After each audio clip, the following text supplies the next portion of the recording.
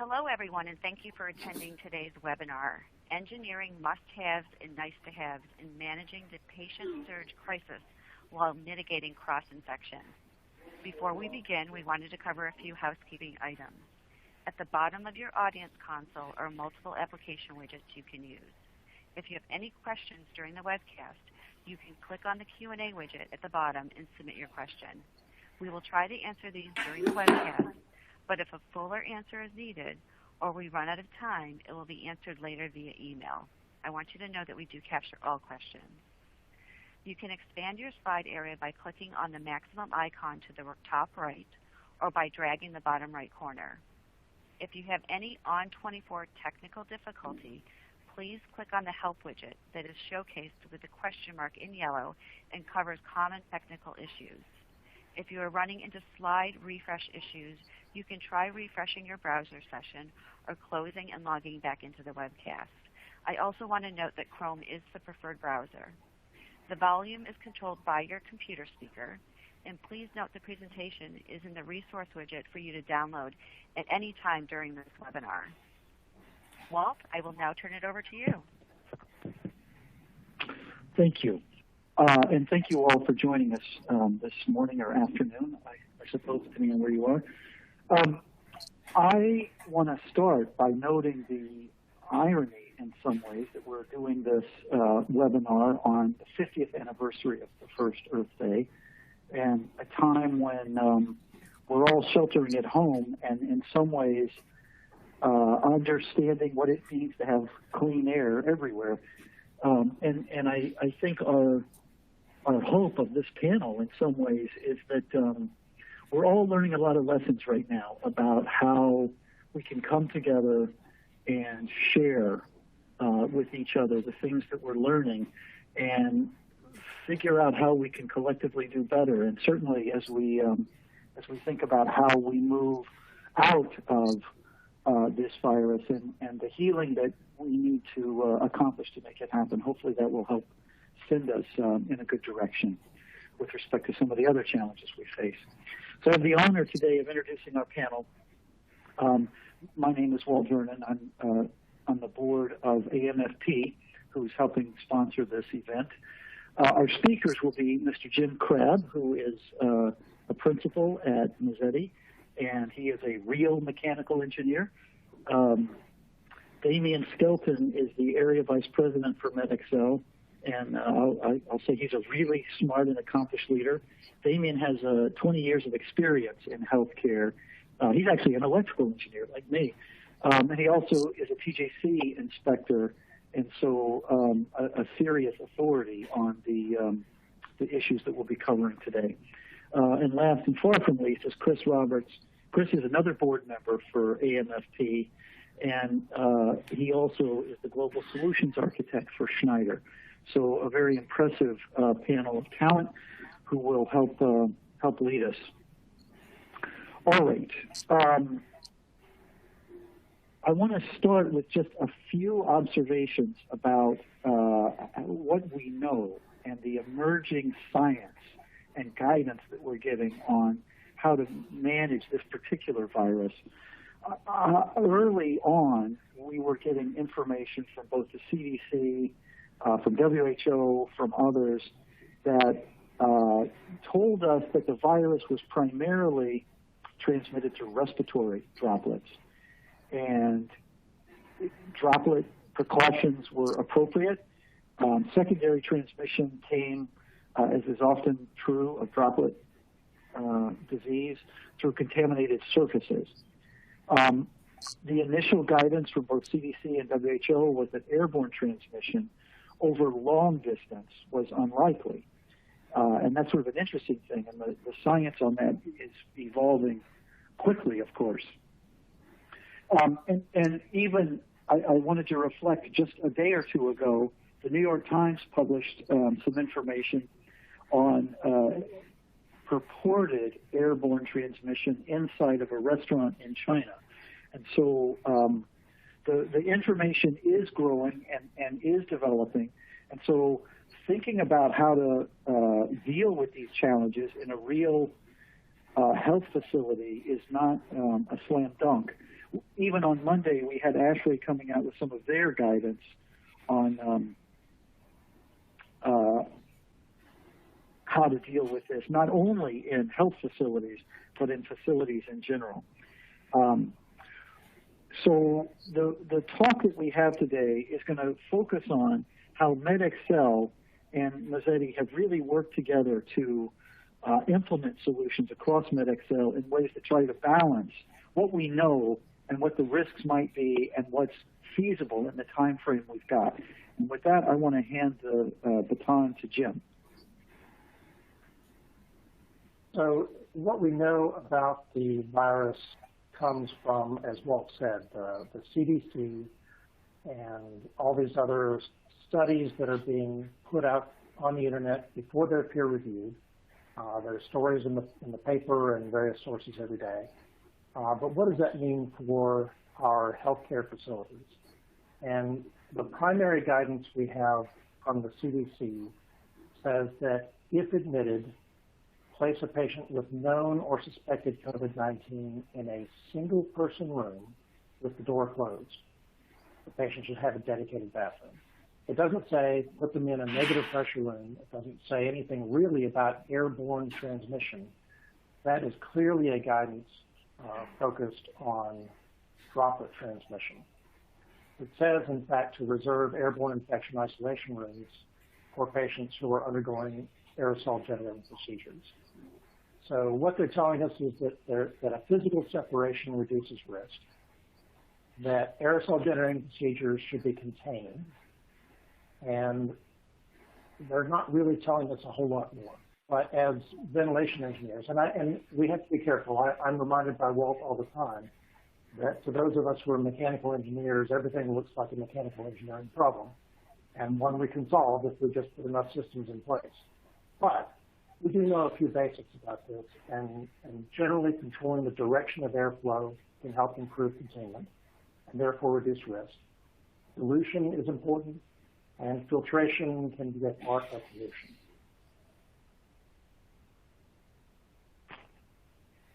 And so part of balancing all of these things is what I, as a consultant, don't really have to do. I get to consult and give advice, and Damien is part of the group that has to actually balance these and figure out what to actually do.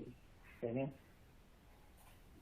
Yeah, thanks, Jim. So what happened to us early once these implications were placed out by the CDC is our clinicians and our sites that we support with Medxcel came to us and said, we've got surgeries that we may have surgeries on COVID positive patients, and we're worried about what airborne pathogens we might have with the COVID. So these aerosol generating procedures such as intubation or extubation are a concern in our surgeries. And then we also have some of these patients that are on vents, and we're concerned about possible AGPs on those as well. So we realized that we were going to have to respond to create some comfort for the caregivers by adjusting the physical environment, but at the same time we wanted to make sure we didn't create an additional unintended consequence by modifying the environment in a way that could actually harm the patient. So we've got three examples that we're going to talk about here. One is what we would do in an OR and what that looks like. The second one is just in general how we would look to cohort patients in a patient ward and taking care of the airflows there that would not only kind of create a little bit of a comfort separation, but also improve the use of PPE, reducing the number of donning and doffing. And then the third one is where we were able to take a PACU and use a PACU as a ward for patients on ventilators in a way that, because of the elective surgeries being suspended, the PACUs are going to be available as a possible place to overflow. So with that, the next slide we'll talk about is what it takes to prepare an OR. When it came to the OR, we really had two trains of thought there, with the airborne aerosol generating procedures as a possibility and having some level of the pathogen in the air there. The question was, should we turn the OR into a negative space, thereby drawing all of the air directly off of the patient and then out of the hallways, through the laminar flow, and then back out of the OR? That was one option. The other option was to maintain the positive OR space, but capture any fugitive air prior to it going into other spaces. A couple of things that were really key tenets in our decision was that if a caregiver was in the space with a COVID-positive patient, that the only protection they truly had was personal protective equipment. There was a confusion that a negative space would protect the caregiver, but we had to come back with some of our expertise to share with some of the clinicians that the negative space doesn't really protect the caregiver. It protects the adjoining spaces from escaping air going out. So it was our decision to support our hospitals by creating an anteroom adjacent to an OR where that would be negative, and then sealing off any other escaping air and creating we're keeping the OR positive, but capturing any fugitive air that would possibly contain pathogens, and then scrubbing that with HEPA filters. So I'll let Jim go through kind of the challenge we had in an example, and if you want to go to the next slide. Okay, so keeping in mind that a typical OR setup is positive pressure. You've got a couple of low returns. You might have other returns, but mostly you have 2 low returns in the ORs. You've got supply air coming out of the ceiling, and the OR is balanced positive, so that air is flowing generally out of the OR into the adjacent corridor. That is intended to protect the surgical site from any contamination that may exist outside of the OR. So the surgical site is protected by a relatively sterile environment. So in the diagrams that I'm going to be showing you here, the red arrows with the gray fill are direction of airflow, which can be treated sort of as an indication of pressure. In a typical OR, you also have room pressure monitors at each room. Some older ones may not have that, but any modern OR would. So in this case, we were working with 2 ORs, and the idea there with this hospital was that they wanted to be able to use an OR and not have to go through the entire process of cleaning that up before they could get another COVID-positive patient. They didn't know how many they would have. They were expecting a surge, as I guess all hospitals have been. So they wanted to have 2 ORs ready. So what we said is let's go into the OR. We want to keep it positive, but we're going to use a portable HEPA filter scrubber and suck up the air from the OR and discharge it into a return grill. And so whatever air is in the OR and whatever it might carry gets scrubbed by a HEPA filter before it goes back into the return system for distribution to a lot of other spaces.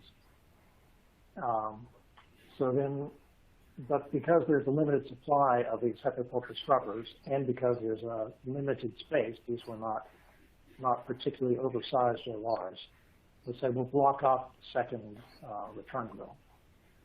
So that's what we've done here. Block off one in each room, block off one grill, put in a HEPA scrubber, and then we create an anteroom out in the corridor with temporary barriers. These are the type many of you have seen, of course. They're hard walls, aluminum frame with some sort of plastic panel in between that are adjustable. These walls and the doors were installed in the course of maybe an hour and a half or 2 hours. That created the anteroom. Now, one of the things we learned, the person that supplied the doors and the wall systems kept saying, well, we've got a 42-inch door. And so we started to install the 42-inch door, but it was important that a patient be able to come through on the bed, a patient bed, not a gurney. And we found that what was being called a 42-inch door had about 32 inches of clearance. So most of you will figure out that's not actually a 42-inch door. but we ended up having to go to what they call a 54-inch door. And what it really means is it's a 54-inch panel with a door in it. And that was able to pass a patient bed. The key to that is that if we had to transfer a patient from the bed to a gurney, then that is more staff time, and those are staff that have to don PPE to make the transfer, bring the patient in, and transfer from the gurney to the operating table. And so there's just more PPE used there, more people exposed potentially, and it was just better to be able to bring them straight from the bed into the OR and transfer that way. So then we want to maintain this anteroom in a negative pressure. We have air flowing out from the operating rooms because they're positive pressure. And in fact, we've increased the amount of air flowing out because we've blocked off one of the returns, and these HEPA filter scrubbers that we have are not capable of moving more than about half of the total return air volume. So now we have a lot of air coming out into this anteroom.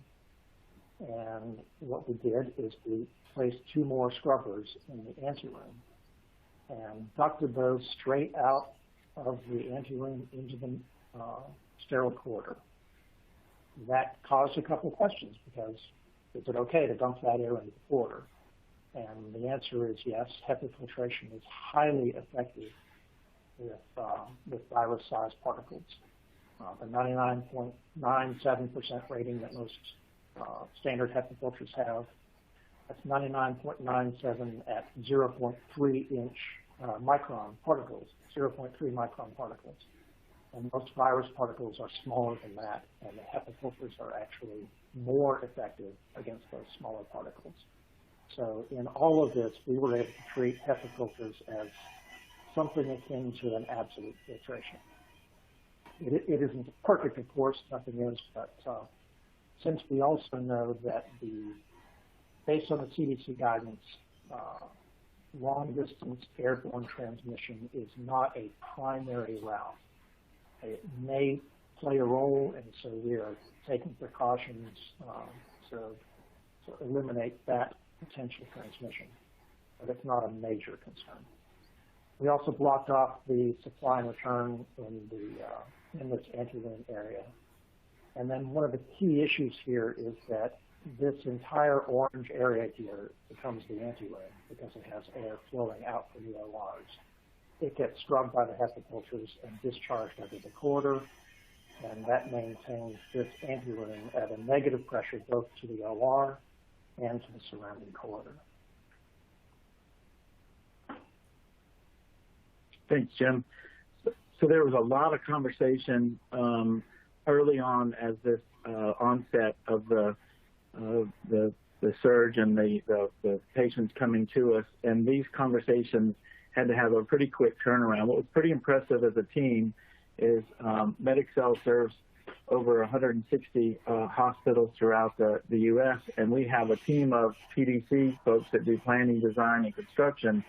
A lot of that got suspended or halted for a little bit, and that allowed us to use some of our expertise internally to come together and understand the interim life safety associated with this, some of the design issues, working with Mazzetti, and then working with some of our partners to literally put this up in the course of a weekend. So we started talking about this on a Friday, Thursday, late Thursday, and by Monday we had the setup up. So I have some pictures of where we actually went in and immediately checked our airflows so that we didn't have any, as it was operating, so we understood what was there, not just theoretical.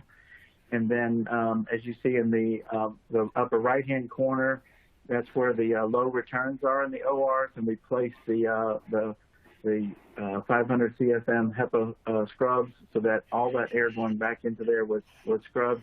And then we used these temporary start walls to create the barrier in the hallway, along with the actual exhaust ports there for the HEPA. And then all of that needed to be measured so that we could check it along the way to ensure we actually were meeting the pressure relationships that we were looking for. Some of that we did manual, and I think Chris can also talk a little bit about if the building automation system has the capability, what we could do there. Yeah, thanks, Damien. And I think, once that design has been put in place and you've set up your system, you've done your air balancing, it's important that it remains in that condition. And this is where your building automation system, will provide that functionality for you. So once you've put in those new airflows, those new control parameters, you're probably going to need to reconfigure your BAS system if one is in there that's doing that system, coding it to make sure that it's controlling accurately and maintaining those pressure relationships, but also configuring alarms that might be existing in that system. What you want to be able to monitor is if that condition goes out of tolerance, so making sure that you can put those implementations in place so that you have a safe environment for those workers. What we have seen, with a lot of health systems that we've been working with is the ability to, protect some of the facility team by giving them remote access to their BAS system. So this way, they can do those changes remotely, but they can also provide that monitoring and control and make sure that, the systems are working to those design conditions.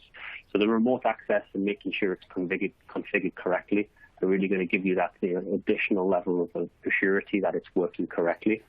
And the other thing to always take into effect is, how do these changes affect the rest of that healthcare facility? There's a lot of areas that are still going to be doing kind of day-to-day procedures or patients, so we need to make sure that it doesn't impact those different areas. And I think Damien's going to touch on a little bit of what they did in some of the patient rooms. Yeah, thank you, Chris. So the next part that we'll go into is we were asked about patient rooms. So the CDC guidelines were COVID-positive patients were to go into a room and close the door. And as we began to get more patients, the question became, how do we conserve PPE and what can we do to better protect the caregivers when they're not necessarily beside the patient? And also some of our hospitals began to use remote cameras to monitor the patients. So they didn't have to necessarily go in, so that allowed them to be in a place where they didn't go into the room. So we had two options that we looked at and put together designs. One would be individual patient rooms in a ward base, and what we would do is cohort all the patients and then separate those patient rooms off from the nurses station, so that in the nurses station the PPE is not required, but there's a don and a doffing when you go into the patient ward. And then the second one we'll talk about is the high-intensity PACU option here. So, Jim, you want to talk about the ward? Sure. So this is a patient wing, happens to be on the 7th floor of this hospital. And we actually looked initially at doing treating each of these rooms, creating them in negative pressure, converting them to negative pressure. And we were in process of doing that when Medxcel went through their analysis and decided that wards were actually going to be a better solution for them, for their client. So this patient wing happens to have fan coil units.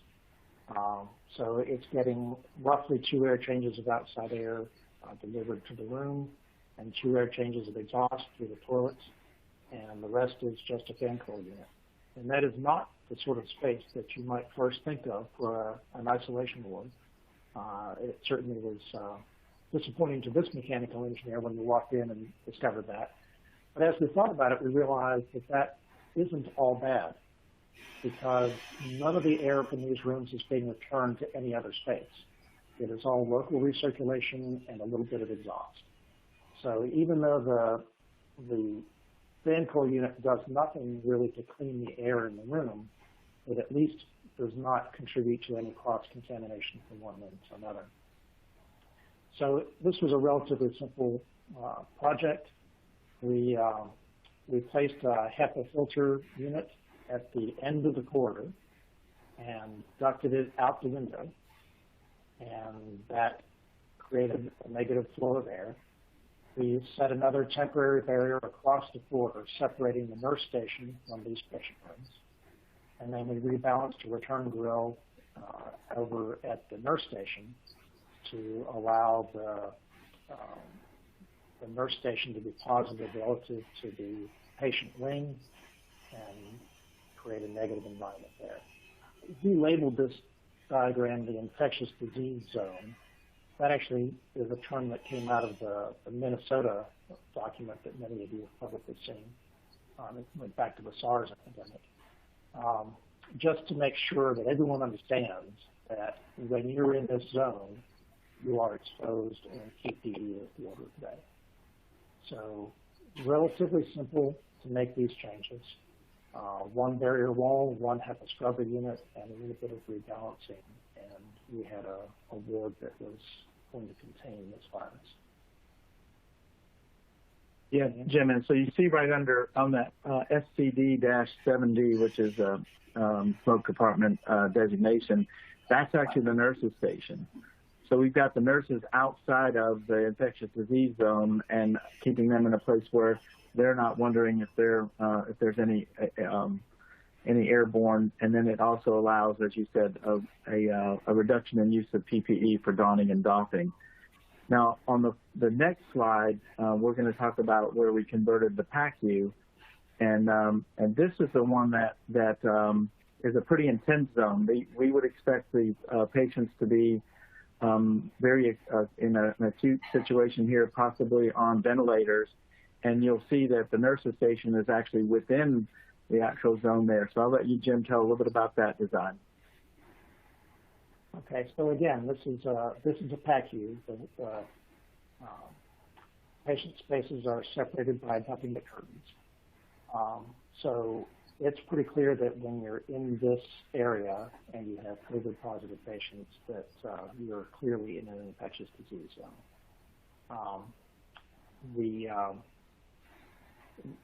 It's still a relatively simple modification, though.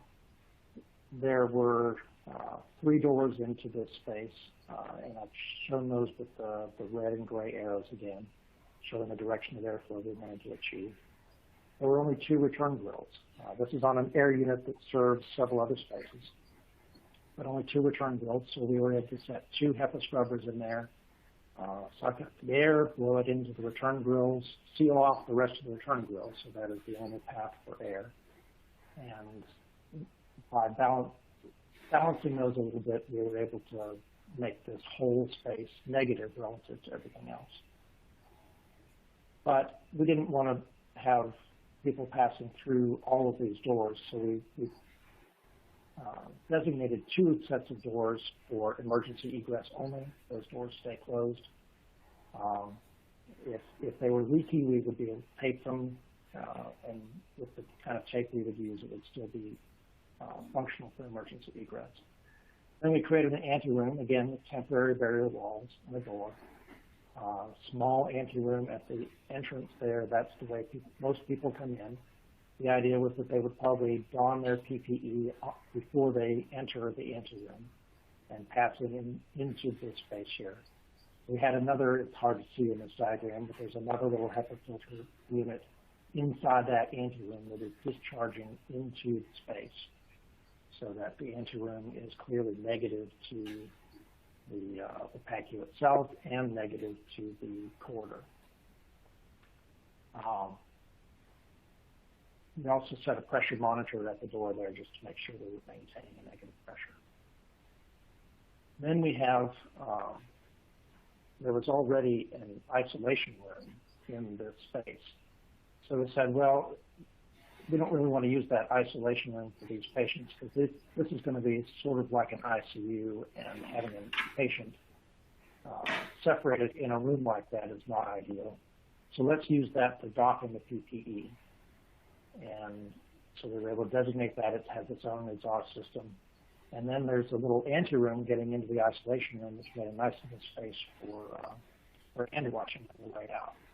So fairly easy setup here. We used 3 HEPA filter scrubbers, some temporary ducting, 1 temporary partition, and we had a unit with, I think 15 beds here, 16 beds. But operationally, there are challenges. And Damien, I think that's what you are going to talk about. Yeah. Thank you very much on that, and that's helpful for everybody to see the kind of three different key items that were felt as needed items as we change from a active mode to recovery mode and continue to have COVID as possible. Some of these things will remain. Likely the OR anteroom will remain because we will likely have positive COVID patients that need surgery. And so these things are still ongoing. So there's more pieces here. Chris, do you want to talk a little bit about some of the other impact to the patient rooms? Yeah, certainly. I mean, Jim's covered a lot in terms of what needs to be reconfigured with your HVAC and ventilation system. But there are other considerations to think when you're kind of changing usage of areas. And one of those is around the electrical loads. It's obviously, very critical to make sure that we have power available into these areas. So, what impact does that change of usage have on your load inside of those departments? When you start to introduce more medical equipment, and do you have capacity within your existing distribution boards to be able to accommodate this additional load? And it's also taking into account things like backup powers and making sure that you do have redundancy within your electrical system. So what we've seen with a few different installations is the introduction of portable or temporary power modules that can kind of supplement what you have in your existing building to make sure that you do have the availability of power going into these change of usage areas. It's interesting when you think about the load on that electrical system, because you're going to see an increase in areas where you're introducing more medical equipment, but because you've got that reduction in terms of your elective procedures, there's a lot of uncertainty there around what's happening with your electrical loads, and I think Walt's going to touch on a little bit of that. Yeah, thank you for that. The uncertainty is, in fact, a thing, and it's interesting. I've been working with the National Electrical Code for many years on the issue of sizing electrical components inside of a healthcare facility, and it's been interesting because over time, the requirements for the number of outlets has increased as we have more and more stuff that has to be plugged in. But the stuff that gets plugged in has lower and lower loads, and so we've actually had kind of a bifurcation in some ways, that we have more and more capacity for less and less demand on a day-to-day basis. And so the question always comes up in the National Electrical Code, okay, well, we have good data about what happens day-to-day, but what happens when there's a surge? What happens when there's a pandemic? And that's been a question that's been impossible to answer historically until now. And so a team of people has been working a little bit like storm chasers, running around the country deploying meters. We've got probably 10 hospitals in different ways that are trying to measure now what is the impact of changes, of the surge and changes in capacity to electrical loads, and what does that mean for how we design our electrical systems. And so more information to come on that, right, as we learn more. And it's been interesting because as soon as we deploy hospitals, it seems like we have flattened the curve, and that in itself is. So at any rate, more to come on that. Thanks, Walt. Yeah, and the other thing to consider, and Jim touched on this very early on and said, physical separation is a way in which to reduce that risk. And controlling the flow of people and equipment through your facility is going to be very important. So we all know healthcare facilities, are there to be used by the public, and sometimes they can be walking quite freely through that facility. So using your access control system to be able to enable what we call kind of lockdowns of different areas is going to allow you to be able to restrict movement and to have a better control of where people are walking and entering different departments. We mentioned the infectious zone. making sure that someone can't wander into these areas. So utilizing things like access control is really going to allow you to keep your separation of flows and make sure that you have people and equipment moving from the right areas to the other areas and not to do cross-contamination. It's also interesting how technology is really starting to come at the forefront of this. It's been very prevalent in healthcare over the years, but I think as we come out of this, we see more technology being utilized in healthcare facilities. And one of those technologies is the usage of CCTV.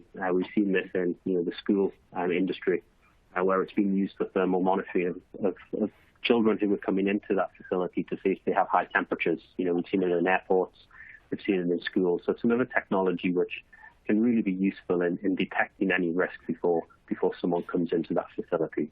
I think Walt's going to touch on another nice-to-have or new breakthrough technology. Right. So this is a technology, some people may have looked at wireless physiological monitoring systems in various applications. This particular technology that we have on the screen is one of a couple of vendors who are doing now wireless physiological monitoring. This particular technology was deployed in about 18 hospitals in China, and they used it to control their patients. And it's an interesting, they were monitoring, in China, they were monitoring the temperature of patients, although the technology allows you to do EKG and some other things. And actually, Los Angeles County has just deployed this system in their convention center, which they have repurposed into a potential surge hospital. But the notion is that by having remote monitoring of the vitals, it changes the staffing ratios potentially, because the staff do not need to physically go out and test the patient all the time.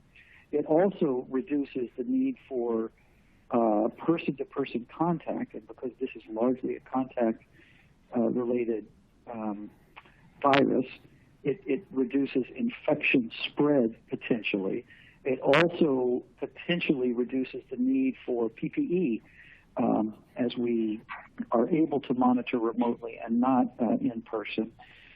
And frankly, it helps eliminate the need to wake a patient up at 2 o'clock in the morning to take vital signs. So this particular technology is really just like Zoom in a way for all of us, potentially game-changing in terms of how, the things we're learning in dealing with this situation may well have broad impacts into how we use technology to care for patients as we move forward. And I think that's the last thing that we had in terms of content that we wanted to share, other than to answer your questions. And so I'm going to go through, and I'm going to sort of look back and start with the questions that we got from the ORs. And I'm going to start with the question, I guess I'll ask this to Jim. Jim, a question has come in on what happens if an existing OR system already contains MERV-18 HEPA filtration. Do we still need a portable HEPA scrubber? That's an excellent question, and one that we talked about some in various circles. And the answer probably is no. And I have to use probably because, as always, there's not a lot of certainty here. But the idea is that those HEPA filters in the supplier side of your air unit are going to protect the rest of the building from whatever happens in this one OR. There is some concern that the ductwork from that OR back to the air unit might become contaminated, or that the inside of the air unit might become contaminated in some way.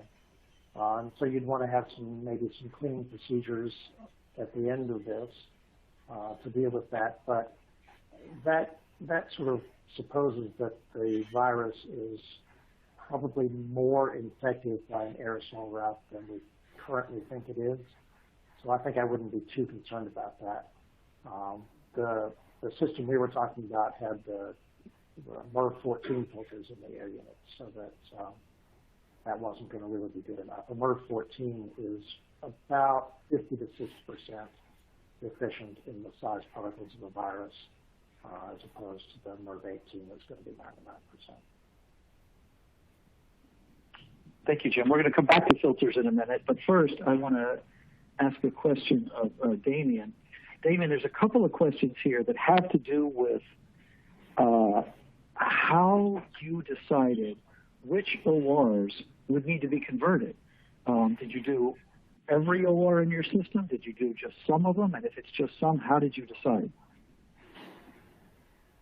Good question on that one, Walt. So the idea there was that early on in the process, we didn't have a lot of positive COVID patients, but we had the risk of that occurring, and we wanted to make sure we chose. We actually provided an OR in some of the larger systems that had a larger number of ORs. The second part of the location really was, and as I said earlier, we had multiple disciplinary folks from our team that worked through the interim life safety, making sure that we had good travel and that we didn't create any other unanticipated issues. So where that made sense in the hallway, where we would actually create the anteroom and we weren't blocking exits, we had a circulation path that went around. That's how we actually selected those ORs.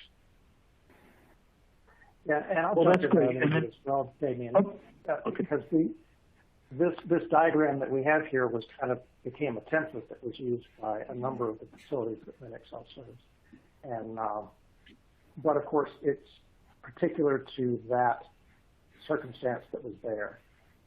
But we ended up working with a number of other facilities where they wanted to essentially implement that, and we were able to quickly, within just a few hours' work, turn around a customized plan that addressed how many ORs, what kind of systems were there. The ones that template was built around had a Schneider control system, in fact, in the ORs, and we were able to read supply and return air pretty easily and make adjustments. But not all ORs, of course, are going to have that capability, so customizing for that. And this was in these facilities. These were two of the ORs out of in that first facility, Damien, what are there, 25 ORs around the campus?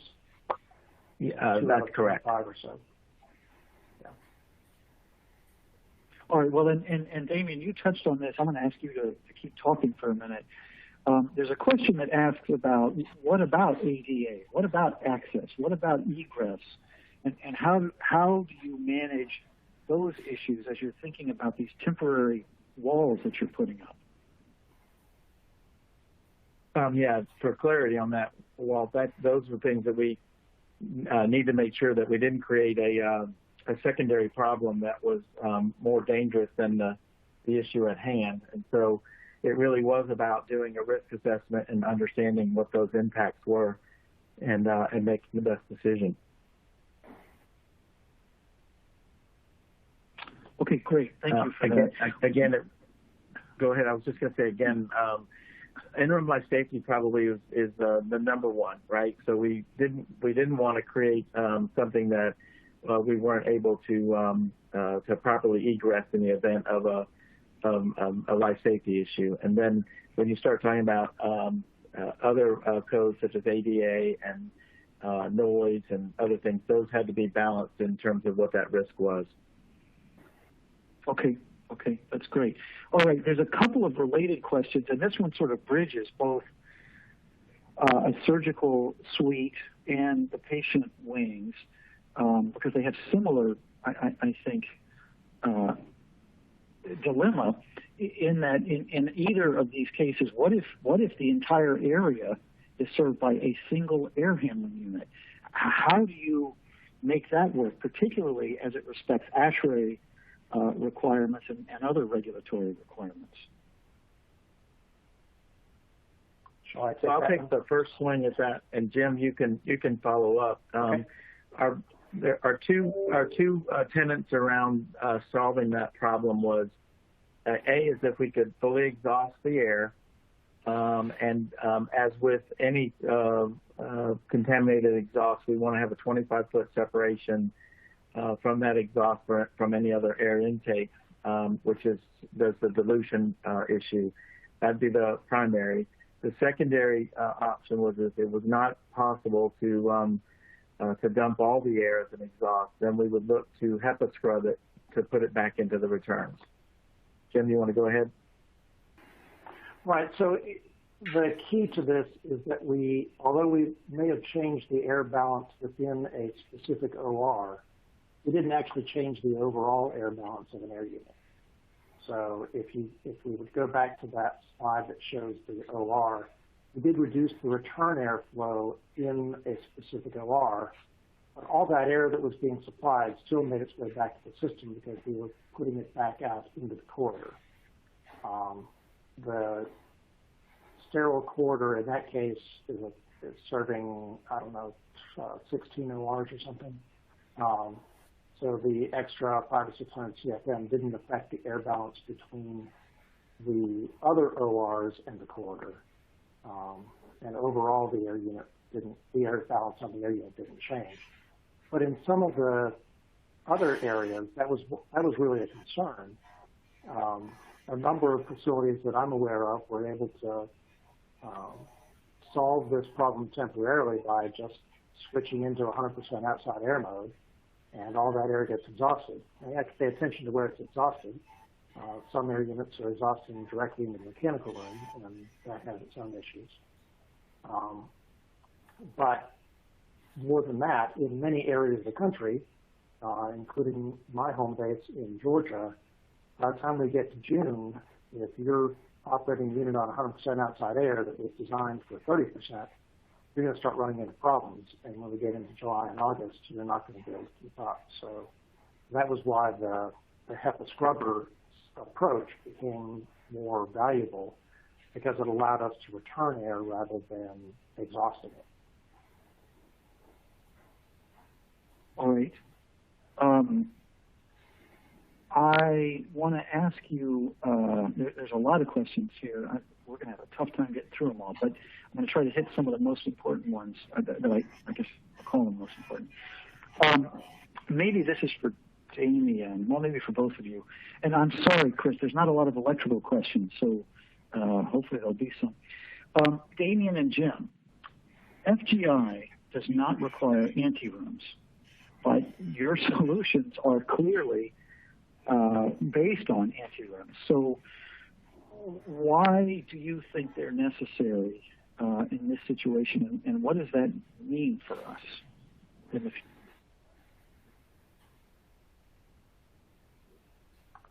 Jim, I'll let you go first this time. Yeah. I happen to be someone who has fairly strong opinions about anti-rooms, maybe just because I'm a ventilation engineer. So the anti-room that we provided, though, in the OR circumstance was not functioning entirely as an anti-room in the guidelines airborne isolation written sense. The reason we needed to have that anti-room is because we were making an OR positive. Well, we have an OR. We wanted to keep it positive, and we had potentially infectious particles coming out of the OR, the fugitive emissions that David referred to. And so the anti-room's function there was primarily to capture that, allow the OR to stay positive, but then protect the rest of the world from what might be coming out of the OR. However, in terms of an airborne infectious isolation room, I know that the FGI guidelines have had, and ASHRAE 170, over the years have had a lot of conversation about whether anti-rooms should be required or not. And I'm not entirely sure why they have not been. From a mechanical engineering perspective, from an airflow perspective, if you have a truly airborne disease and you are opening a door from an infectious room to a corridor, you lose containment. You only lose it while the door is open, but the door has to open from time to time, and you certainly lose containment when that happens. If you make it radically negative, you might be able to achieve pretty good containment, but there are thermal differences that cause buoyant effects that cause air to move through that door in the wrong direction, and the longer it's open, the more that happens.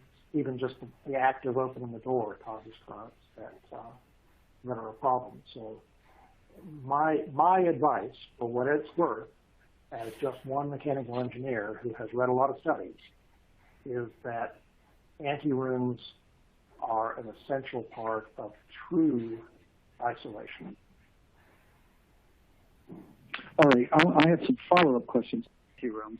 I will say, by the way, ASHRAE just released what they call a position document on what they refer to as infectious aerosols, which is a more comprehensive term in some ways, or more descriptive maybe than the word airborne disease transmission. Anyway, in that particular position document, they are, based on their research, recommending use of anterooms. But here's a question about anterooms. What if two operating rooms are sharing the same anteroom, as you showed? Is it okay to have one of those in use for COVID and one for non-COVID? So that was an issue we specifically addressed in this case. In this case, there are enough other ORs that wouldn't really be necessary. But if it were necessary, the risk has to do with passing through the anteroom.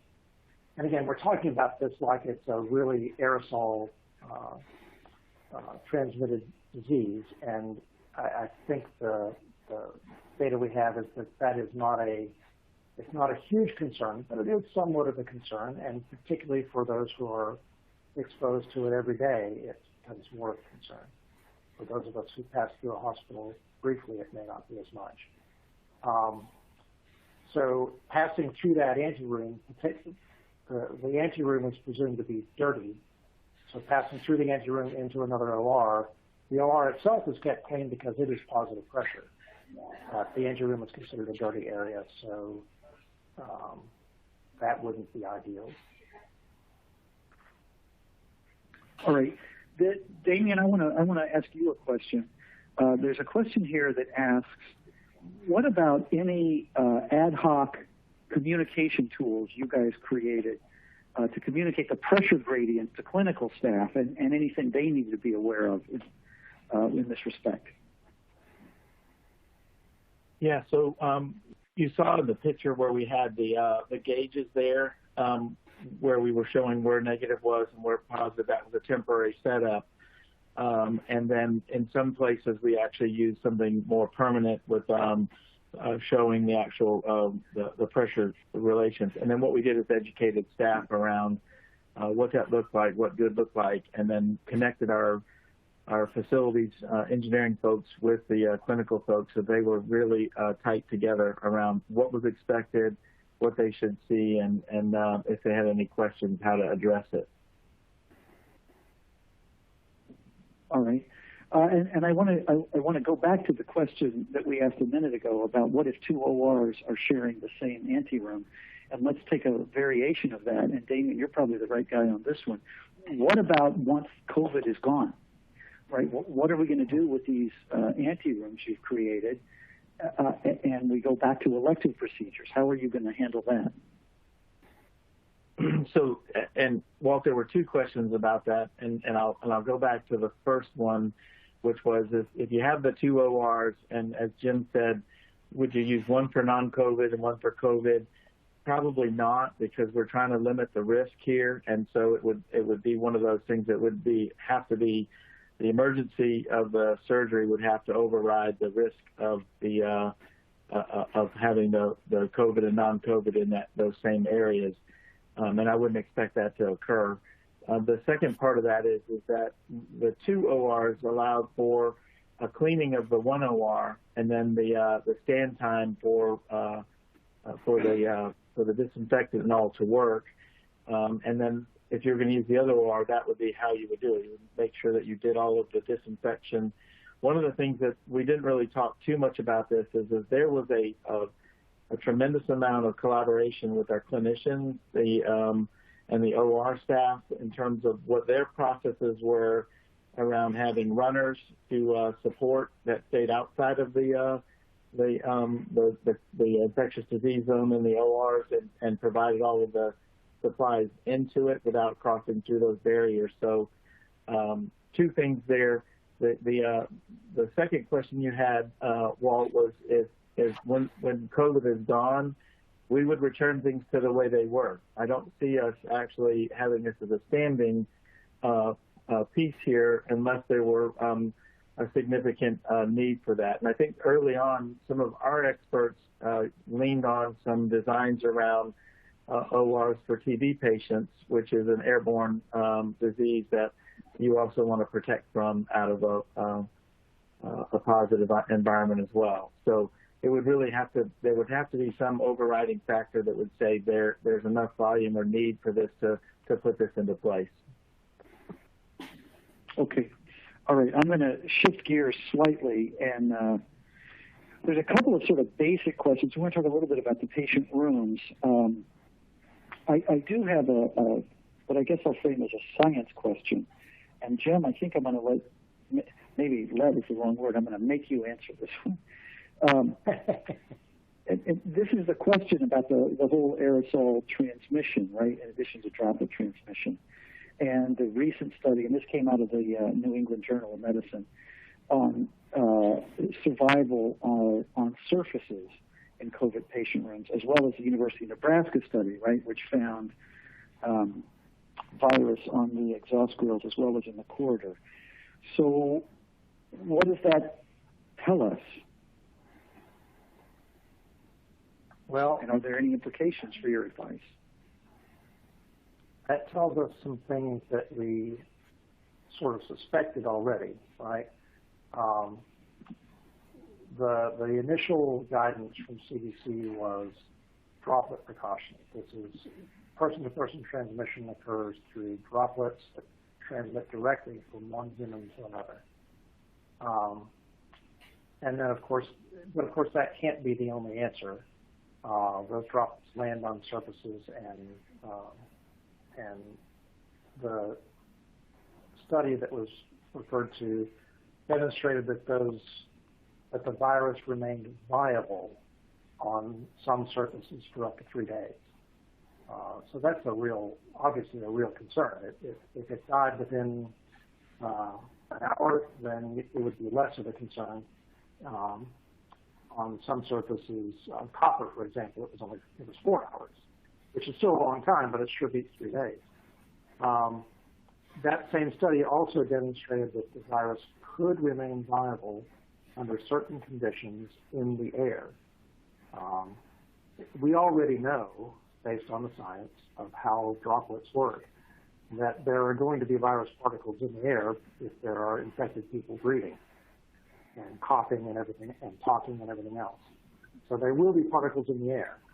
The question is, how long do they remain viable in the air? And the real question is, how many do you have to inhale before you get infected? And of course, there's not going to be a fixed number. The number you have to inhale to become infected depends on how viable they are. It depends on your individual health. That depends on how deeply you inhale them into your lungs. And so the answer is going to vary a lot. There were some indications that, and the CDC guideline basically indicates that they don't see that aerosol transmission as a primary route. The aerosol generating procedure guidelines are really much more about droplets than what we're calling aerosols or airborne. But there are some indications. The situation that Walt referred to at the beginning, there was a choir, I think it was in Washington State, where it seemed unlikely that it was all droplet-based transmission with this fairly large group of people became infected. So it looks like there is some sort of airborne aerosol route of transmission, but there are a lot of variables in that. And so we don't know what this virus, what the infectious dose of this virus is. We don't even know what the SARS virus infectious dose is. And that one's been around long enough for us to study it, and there are just too many unknowns. So the real answer is we don't know. And so what we've done here with the 3 examples we've shown you is we have assumed a level of infectiousness that is not documented. But what I think Medxcel did, and we were consulting with them on this, is we said that we don't know for sure that it is not. It seems likely that these particles are floating around, and there is some infectious dose of these particles. And we're dealing with healthcare workers who are exposed over long periods of time. Maybe they're 8-hour shift, maybe it's a 12-hour shift, and every day. And so we need to do more to protect them than we might need to do in the general public. And that's about the best I can do at this point. All right. I think I'm supposed to be bringing this to a close right now. So what I will say, unless Sheila tells me something different, is that we still have a ton of questions unanswered. Yeah. Yeah. Well, we have a few more minutes, so please go ahead and take a few more questions. I would say the next 5 minutes, and then any other questions that we don't get to, as mentioned before, we will capture all those questions and respond via email after the webinar. Okay, all right, great. Then let me ask this question of Damien, I think. Damien, there's a number of questions here that have to do with patient transport. And how do we handle whether it's the surgeries or these patient wings, how do you manage transporting these infectious patients? Yeah, so it's a good question. The guidance that we had originally, and the way we worked this was that the aerosol generating procedures is where we were concerned about airborne, aerosolized, the pathogen being aerosolized. So in essence, once the procedure was completed, transporting the patient was similar to how we were transporting them before. Didn't have anything specific in place for that. Now, I know others have looked at other options and possibilities, but we didn't have anything specific here we wanted to talk about. Well, one of the other questions that's up here, and I didn't want to leave it because it sounded like I was saying this earlier, was, right now, I think we will have COVID in place, and we've been hearing this for quite some time, that COVID will be in place and will be part of our lives until we get a vaccine or something a cure for it, basically. And so I would, as I said earlier, I would expect us to keep some of these measures in place as part of our ongoing plan here, and even what some folks would consider a second wave of patients that came in. So I wouldn't necessarily be talking about taking any of this down. Certainly, if you've got a surge plan and you need spaces for future cases or elective cases, then that has to be adjusted accordingly. But some of these things would still stay in place because we would continue to have COVID positive patients. So those are the two things I wanted to share.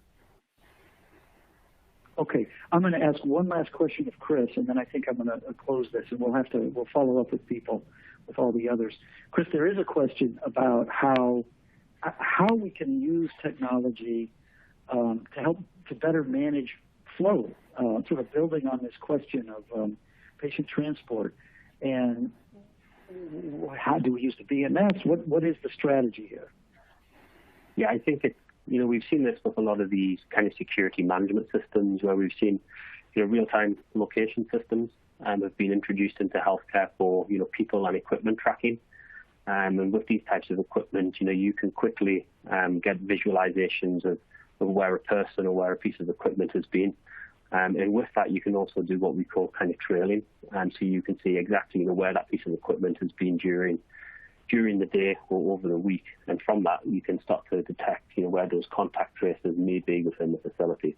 So we've seen it with kind of transporting of patients, knowing which transport staff has been with which patient, using the location systems to identify exactly where in the building they've been, and to be able to kind of give you that visualization and get that bit of analysis and to see, where the possibilities of cross-contamination may be. Great, thank you. All right, I want to make just a couple of quick announcements on behalf of AMFP, who helped organize this presentation. Just for your information, it is important to know that AMFP actually represents the United States to the International Federation of Healthcare Engineering. And although the word engineering is in that title, internationally that word seems to mean architecture as well and planning. In that regard, the World Health Organization has reached out to AMFP looking for volunteer teams to help respond to needs around the world for design of temporary facilities with respect to this particular problem. And so AMFP has issued some information. We might have it on our website. I'm not sure. We'll get it there if not. But if people are interested in volunteering some time to help with this, certainly reach out to AMFP in that regard. And the last thing that I'll talk about in terms of AMFP, and sort of going back to the beginning, which is a reflection that we are here in Earth Day, right? The 50th anniversary of Earth Day. And one of the programs from the IFHE and being offered through AMFP is an energy and carbon reduction recognition program for healthcare facilities. And it's an interesting program that anybody can do for free, and it gives some analytics to you. And basically the IFHE will recognize those facilities who achieve, I think it's a 5% energy reduction over a 2-year period at their international conference, including they will recognize the best in country in terms of reduction percentages, and even the best in the world at their biannual conference. So AMFP would love to encourage our members to be a part of that and really make Earth Day matter. With that, I want to thank our speakers. I want to thank Square Footage. I want to thank Schneider. I want to thank AMFP. I want to thank all of you for attending. We will get back to all of you with answers to your questions. And Sheila, I don't know, do you have any closing remarks? Yeah, I would just like to remind everybody in the resource widget, there is the presentation to be downloaded, and the recording will be available shortly after the webinar. And we thank you for your time today.